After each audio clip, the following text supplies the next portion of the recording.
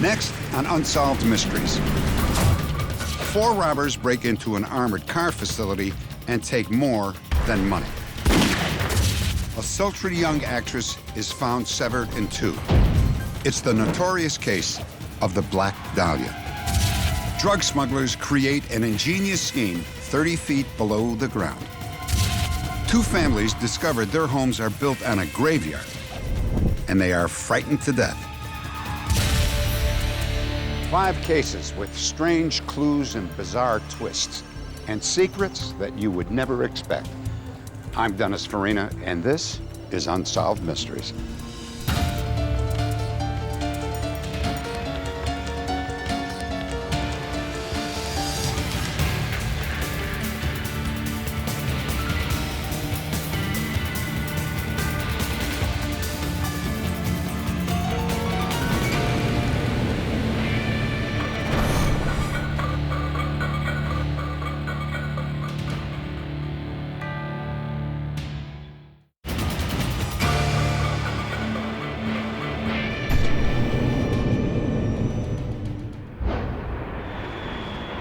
Vallejo, California. 211 in progress, 705 Sonoma. 211 in progress. It was an armed robbery, called in from the Loomis Armored Car Company. Loomis driver said they pulled up to the store and see a subject tied on the floor, possibly subjects inside. Patrol cars immediately rolled to the scene of what they believed was a robbery in progress at Loomis headquarters.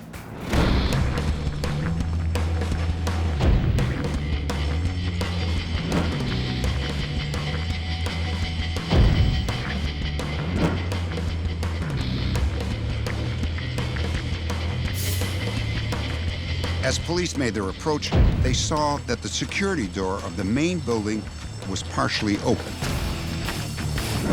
The officers moved cautiously, fearful that gunmen might still be inside, waiting.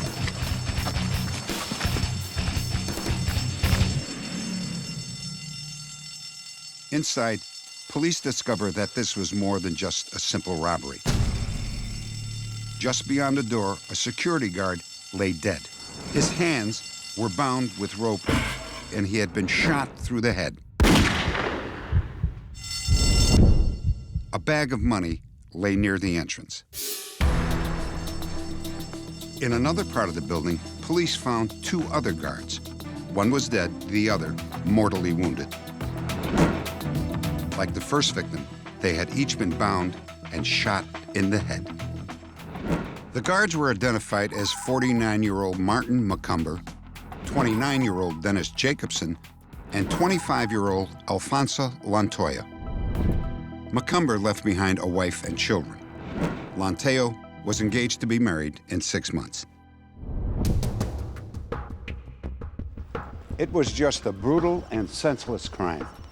As police began to investigate, they were surprised by the amount of physical evidence left behind by the killers, evidence that they hoped would help solve the case. Immediately after police units secured the crime scene, detectives were called in. Their first piece of evidence, an 8-inch blue steel .357 Magnum. The revolver had been reported stolen 2 years before. Inside the fenced compound, investigators found an orange duffel bag stuffed with hundreds of thousands of dollars. And nearby, they found the bolt cutters which had been used to break in through the wire fence.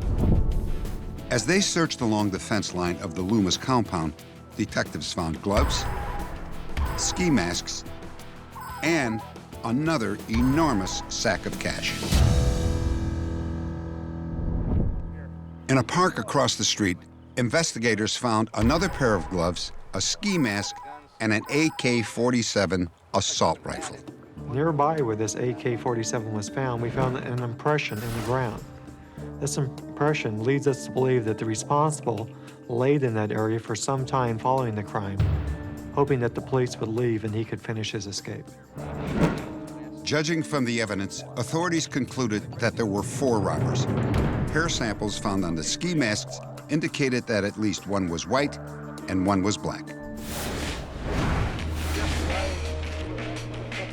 Exactly 1 week to the hour after the murders, authorities set up a roadblock near the armored car company.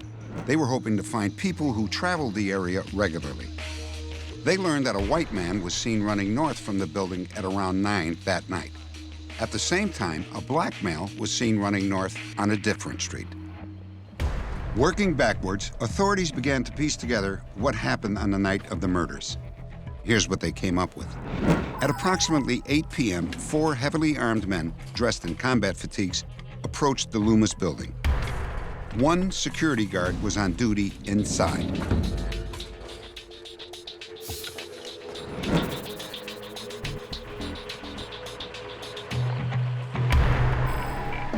"40 minutes later, 2 other guards arrived, transporting a large amount of cash.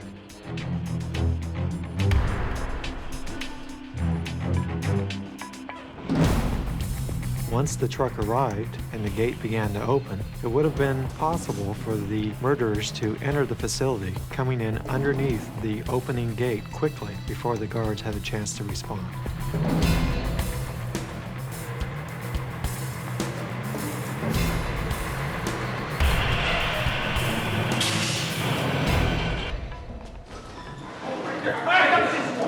Put your hands up behind your head! Hands behind your head! Come on! They could have held the guards as hostages, ordering the guard to exit the turret room, which he may have done, thinking that that would save the lives of his friends. Okay, don't shoot, I'm coming out! Once all 3 of these guards were overpowered, they were then bound. There was no reason to kill them other than if, for some reason, they could possibly identify the robbers. When a gunshot was fired, they activated an interior alarm, which caused them to panic and flee.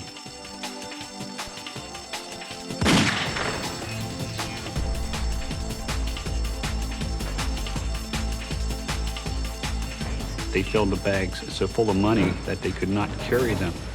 They were not aware of how heavy money actually is.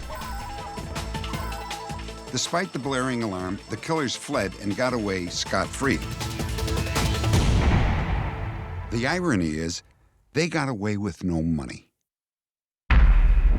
Update. After 3 years, 4 suspects were arrested for the killing of the Loomis guards. While in prison on unrelated charges, Thomas Young confessed to the murders and named 3 accomplices. Eugene Livingston, a former Loomis employee, had assisted in the break-in. He confessed to the robbery, but denied participating in the murder. Livingston served 3 years and was released. Assad Mohammed denied everything, but 6 years later, DNA evidence linked him to the crime. The 4th suspect was released for lack of evidence. Next, a Florida criminal successfully robs 30 banks. But why do the police call him Fumbles? And later, the exotic mystery of the Black Dahlia murder.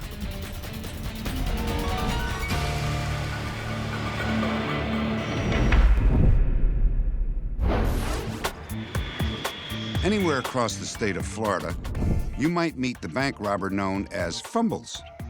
Besides the cap and gloves, he has a very distinctive trademark.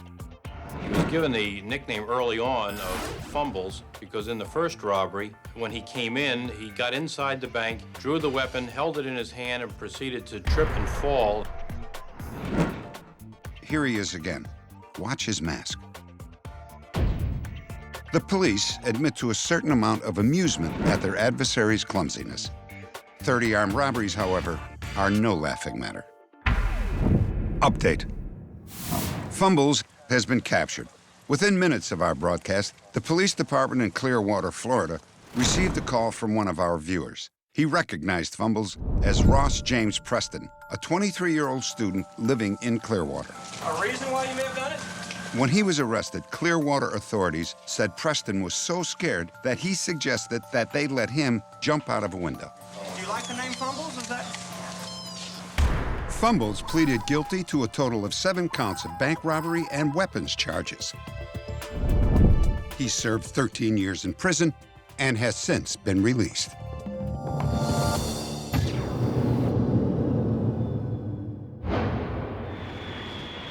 Hollywood, California.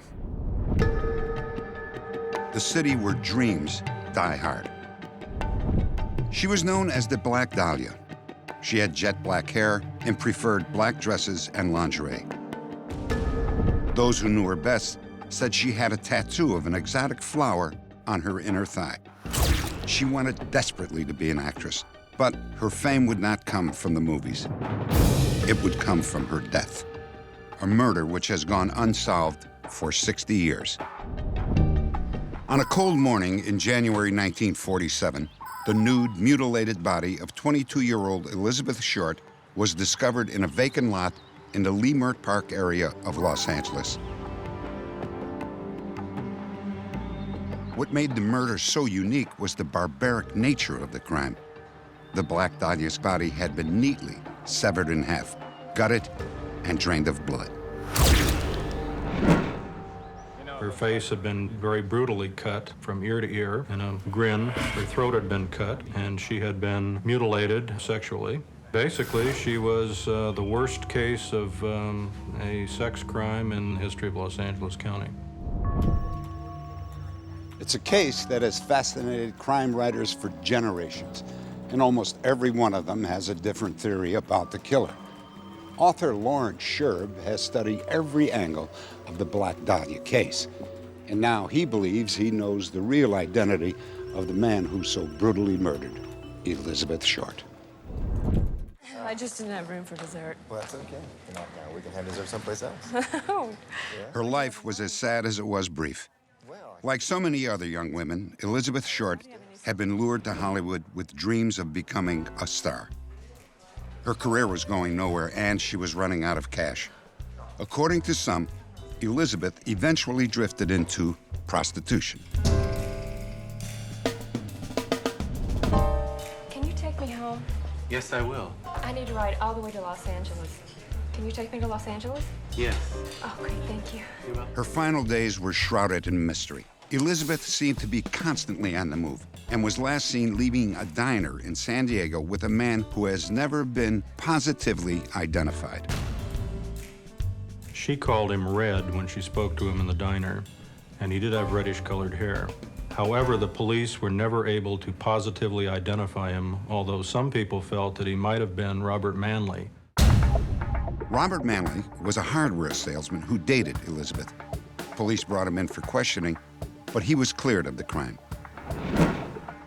Other men who were involved with Elizabeth were also interrogated, but each, like Manley, had an airtight alibi. The authorities were completely stumped. Then, a mysterious package was mailed to a local newspaper, a package from the killer. Here's Dahlia's belongings, letter to follow. Inside the envelope, they found Elizabeth Short's address book, which was in reality her trick book. One of the pages in that book was missing, and it is undoubtedly true that upon that page was the name of the man who actually had killed her. The package was the closest anyone ever got to the Black Dahlia's killer. Then Lawrence Sherb began to research the case and made a remarkable connection. The case had many of the same features as the torso slayings in Cleveland. That sensational crime spree was the case that baffled Elliot Ness, the head of the famed crime-fighting team, the Untouchables. Not at this time. The victim's been identified. Mr. Ness, they found the body here late this morning. The arms and legs have been cut off. Between 1934 and 1938, no less than 13 mutilated bodies were discovered in the Kingsbury Run district and surrounding areas of Cleveland. The victims were all prostitutes or drifters. The killer had dismembered most of the bodies with surgical precision, just like the Black Dahlia case 9 years later.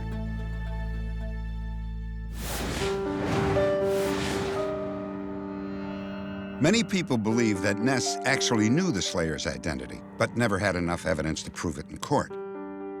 His biographer, Oscar Fraley, says that Ness was approached by a member of Cleveland's high society. This lady, socialite who was working with him, came to him and said, a member of one of our influential families fits your profile. So Elliot said, That's fine. Let's meet him.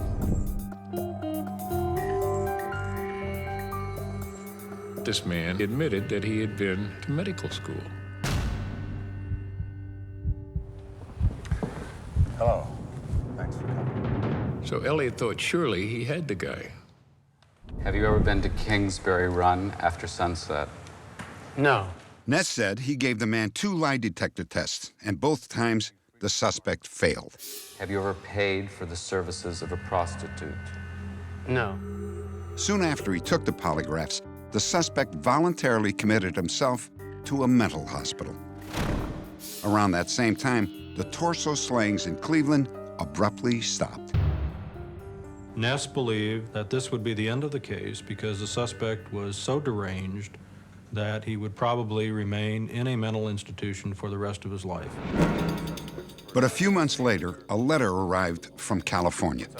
It's a letter from Los Angeles, and it's from the butcher, Elliot. In that letter, the torso killer describes the fact that he has left Cleveland and has come to California, as he described it, sunny California, and is now performing medical experiments upon his guinea pig victims here in Los Angeles. In the letter, the killer referred to himself as a DC, a doctor of chiropractic. He said, quote, "I felt bad about operating on those people, but science must advance." The letter is just the beginning of the Torso Slayer Black Dahlia connection. The killer apparently had a fetish for cleanliness and cleaned the Dahlia's body very carefully with water, washed it very carefully, shampooed her hair, and scrubbed her with a bristle brush, so severely that he left bristles embedded in her skin. The Cleveland victims also indicate that there were attempts to clean bodies. A butcher knife was used to bisect the Dahlia, and a butcher knife was used to dismember, decapitate, and bisect victims in Cleveland. Police determined that Elizabeth had been tortured for several hours before being killed. We know that she had been tied up. She had rope burns on her neck, arms, and legs. In Cleveland, several victims had exactly the same type of marks. Also, the Dahlia's body had been arranged in a sexually suggestive position, just like the Torso Slayer's victims.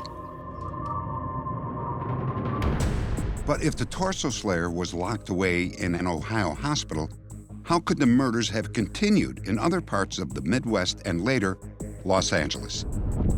Perhaps one crucial point was overlooked by Elliot Ness when the killer entered the hospital.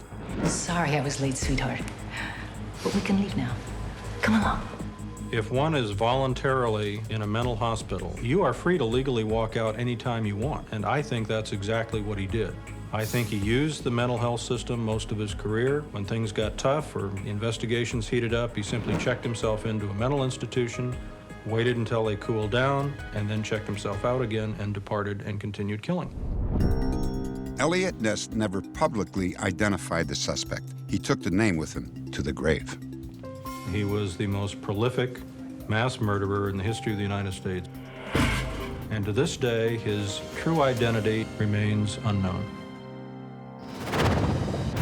Next, drug smugglers come up with a foolproof scheme which has baffled authorities.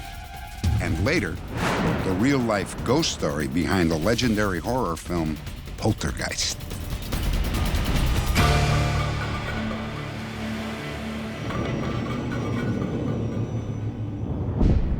We are about to take you inside one of the most elaborate drug-running operations ever discovered.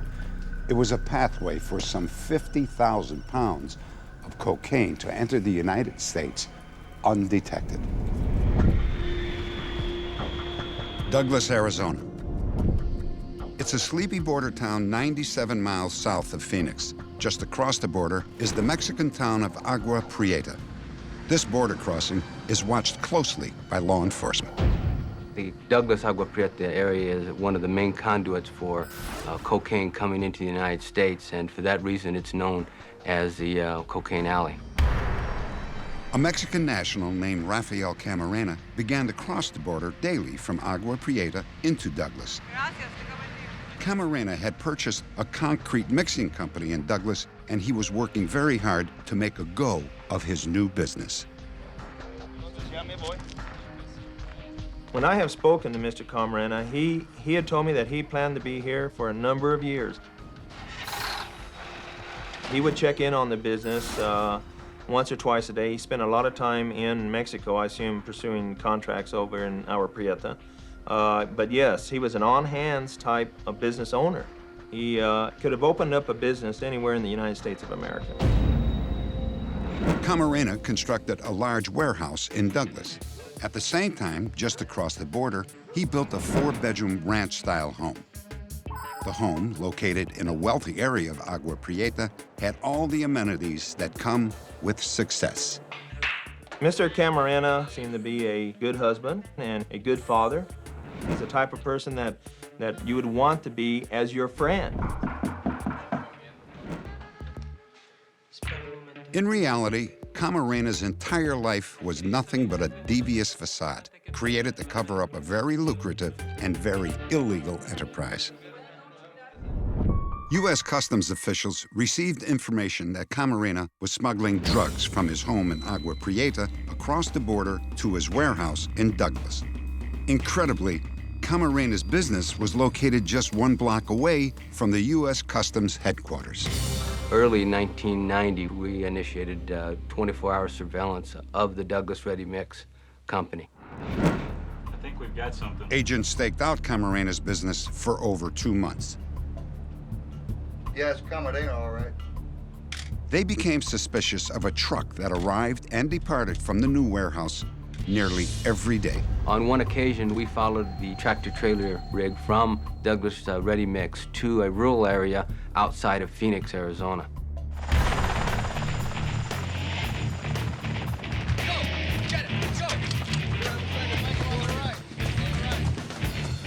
A special task force of U.S. Customs agents and other law enforcement agencies raided a farm where Camarena's truck had been seen. Agents seized over a ton of nearly pure cocaine. The cocaine had been transported inside a hidden compartment beneath the truck's bed. The raid confirmed that the drugs had come from Camarena's warehouse, but the agents were baffled. How had Camarena managed to smuggle drugs into his warehouse?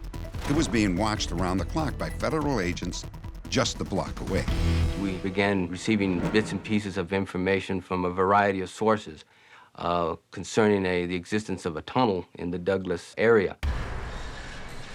2 days later, agents from the United States and Mexico launched simultaneous raids on Camarena's warehouse in Douglas and his new home in Agua Prieta.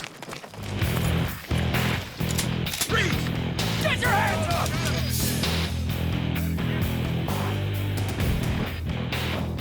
Mexican authorities arrested 2 men who claimed to be gardeners. Camarena and his family fled. There was no visible evidence of a tunnel. At the Douglas warehouse, U.S. agents at first found nothing. Then, they came upon a large floor drain. All right, I think we got something here. Let's get the grate off.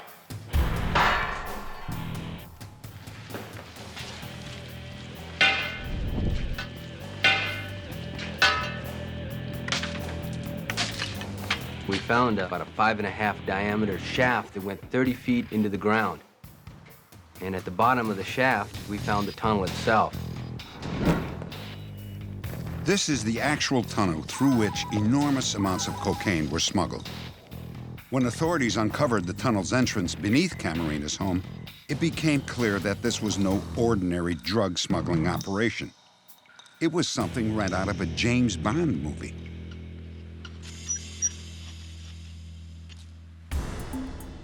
Hydraulic pedestals lifted the pool table and a 2-ton section of concrete floor to expose the entrance. Huge amounts of drugs could be stored below until they were ready to be moved across the border.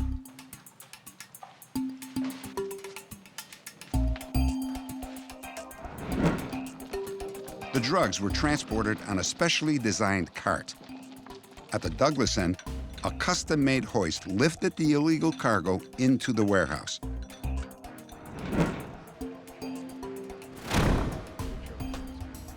Workers packed the cocaine bricks into the false bottom of the truck. The contraband was driven out, right under the noses of U.S. Customs agents.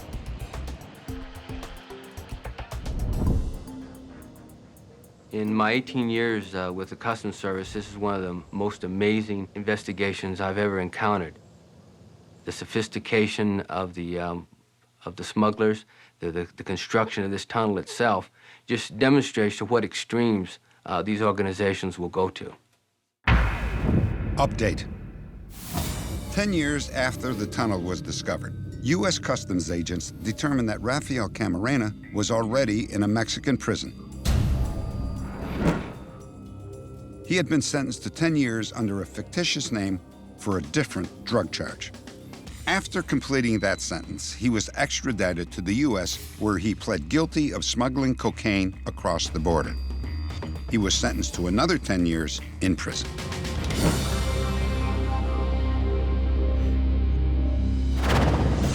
Next, a man uncovers a coffin in his backyard, and soon he and his neighbors are victims of the Black Hope curse.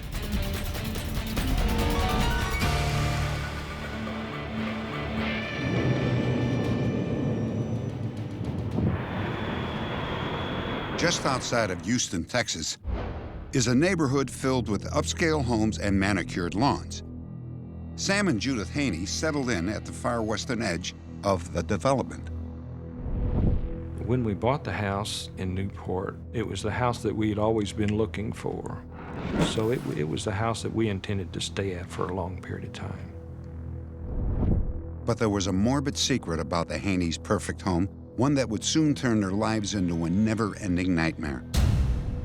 It all began when a mysterious stranger showed up at their door with an ominous warning. Yes? This elderly man told me that he had noticed that we were putting a swimming pool in our backyard and that there was something about our backyard that I needed to know about. So I followed him around to my backyard. He pointed at the ground and said that there are some graves right here. 2 graves. And he marked a spot on the ground where they were. I really didn't know how to react to that. I didn't know if he was just joking. I couldn't understand why anybody would want to joke about something like that. I don't want to get involved.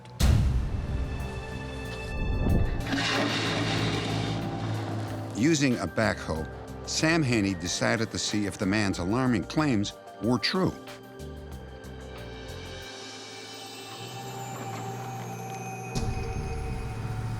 Dave, stop! Hold it, hold it! I think I see something.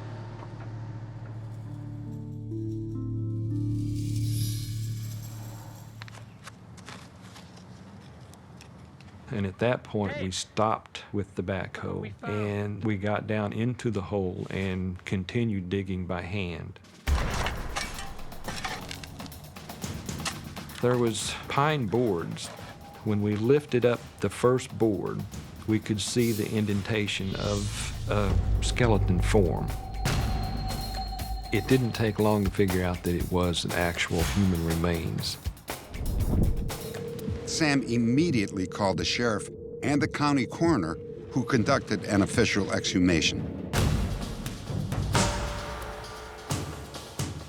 Most of the bones had turned to powder, but 25 fragments were found, some so brittle they had disintegrated when touched.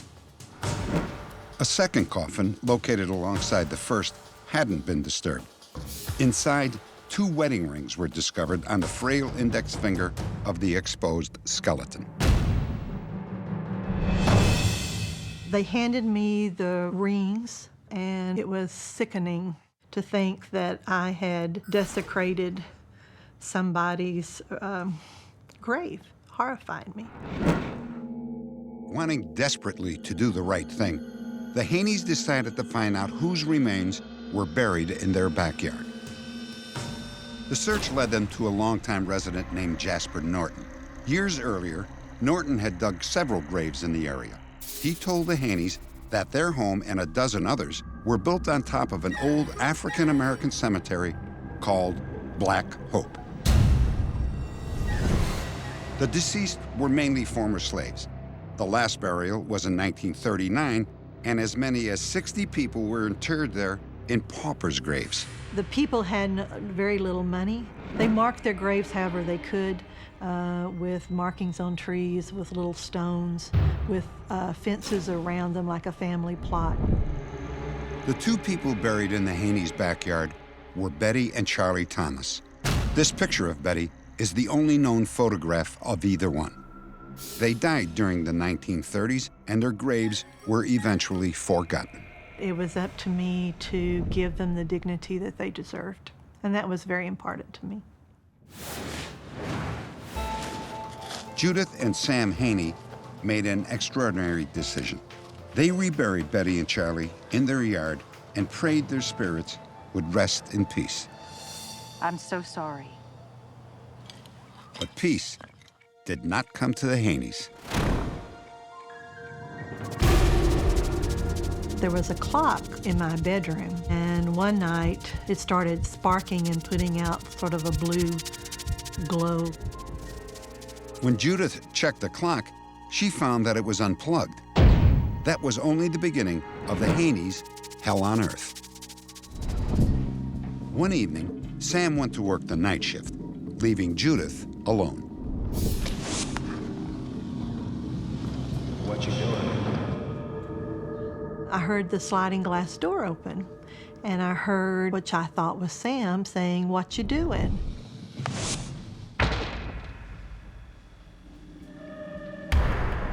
Everything was quiet. The sliding glass doors were locked, and I thought, well, you know, you must be losing your mind. This really must be getting to you. But much to my amazement, that's not where the story ended. In the morning, I awoke, went in my closet to get my red shoes, and I could not find them anywhere. So, of course, I started looking for them and went through all of her closets where she normally puts things. And we just couldn't find it. We had walked just a short distance where the grave sites were, and I could see something on the grave. And they were both side by side, like someone had just picked them up and carried them over and laid them down on the graveside. Even more disturbing to the Haneys was the realization that this was Betty Thomas's birthday. And I kind of got the feeling that it was like Charlie was giving Betty a birthday present.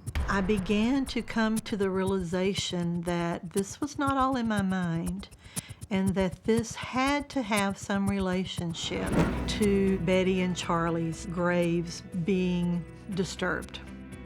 Their spirits were saying, this isn't right. The Haneys were not alone. A dozen of their neighbors also reported unearthly sounds, lights turning on and off, ghostly apparitions. And now these bizarre events were becoming malicious. Like the Haneys, Ben and Jean Williams thought that they found their suburban paradise when they moved into the same neighborhood. And then after we moved in, everything changed. When I tried to plant new plants, they just would not live. No matter what I did, you know, fertilizer, whatever, they still would not live. I constantly had a foreboding feeling, a feeling of things are not right or something bad is about to happen.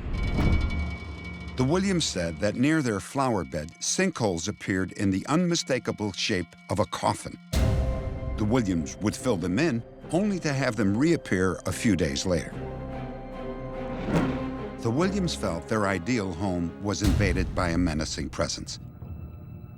Random shadows slid along the walls. Whispered words and a putrid smell followed in their wake.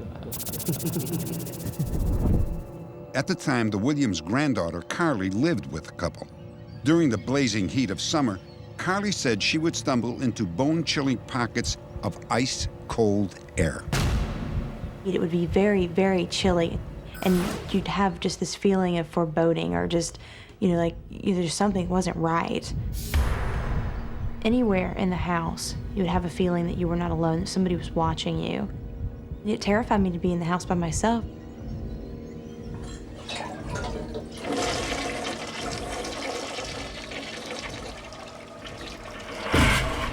The toilets used to flush on their own. As the water went down, I could hear, it was almost like conversations. Like I could hear people murmuring to themselves. was a presence or spirit or something there, something that wanted to be heard, wanted me to know it was there. I absolutely believe that all of these things happened to us because we were on the graveyard, and that we were simply going to be tormented until we left there.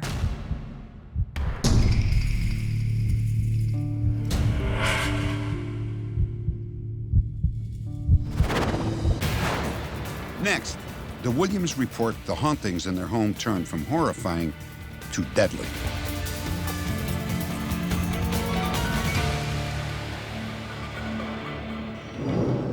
In a quiet Houston suburb, two families discovered that their homes had been built on an old cemetery.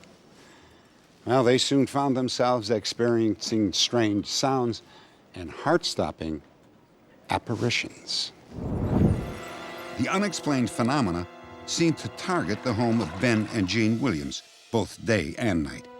Ben and Jean debated what to do next. Me and Jean, we talked it over. And she said, well, what can we do? Walk off and leave it? She said, we ain't got enough money to pay it out on another home. I said, we always been fighters. We're gonna stay right here, fight it, and we try to beat it. It wasn't long before Ben got his chance. I came home from work around 10 after 12 for midnight shift, and I walked straight to the kitchen, opened the refrigerator door. And that's when I seen these two ghostly figures. And they went straight backwards into the den.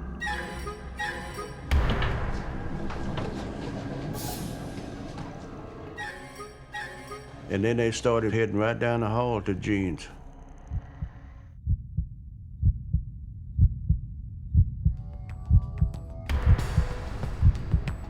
And it was standing right about 1.5 feet from the end of the bed. The only thing I really thought of, they ain't messing with my wife.